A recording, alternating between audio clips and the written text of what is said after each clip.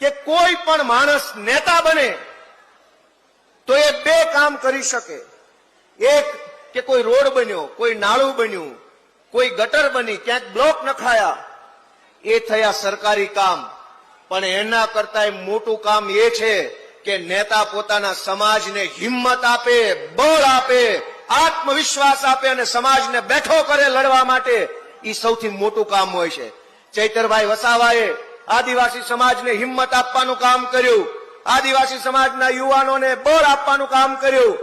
દાહોદ હોય કે ઝાલોદ હોય કે છોટાઉદેપુર હોય કે સાબરકાંઠા હોય, જ્યાં જ્યાં આદિવાસી સમાજ ઉપર અત્યાચાર થયો, અન્યાય થયો, ભ્રષ્ટાચાર થયો, ત્યાં ત્યાં ચૈતર વસાવા ઉભા રહ્યા અને લોકો માટે લડવાનું કામ કર્યું. દોસ્તો ભાજપને એ વાત ખટકે છે કે આ ચૈતર વસાવા બધે કેમ પહોંચી જાય છે. આ વિસ્તારોમાં વર્ષો સુધી નકલી કચેરીઓ ખોલી આદિવાસી સમાજના વિકાસ માટે જે પૈસા સરકારમાંથી આવતા હતા એ ભાજપ વાળા ખાઈ ગયા. બધું મિલીભગતથી ચાલતું હતું. ભાજપ અને કોંગ્રેસના નેતાઓ ભાગ બટાઈ કરી આદિવાસી સમાજના અધિકારોના પૈસા ખાઈ જતા હતા.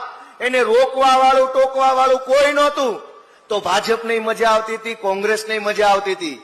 પણ જેવા ચૈતર વસાવા આવ્યા અને ભાંડા ફૂટવા લાગ્યા તો હાહાકાર મચી ગયો કે આને જલ્દી જેલમાં પૂરો.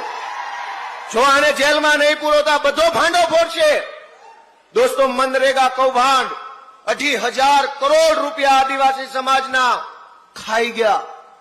કરોડો રૂપિયા એક તરફ ગરીબ પરિવારમાંથી આવતો વ્યક્તિ હોય, ભણવું હોય, નોકરી જોતી હોય, કંઈક નાનો મોટો ધંધો કરવો હોય, એની પાસે મૂડી નથી, પૈસા નથી.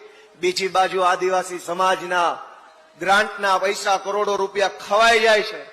એને રોકવા માટે ચૈતરભાઈ વસાવા જેવો આગેવાન વર્ષો પછી આપણને મળ્યો છે.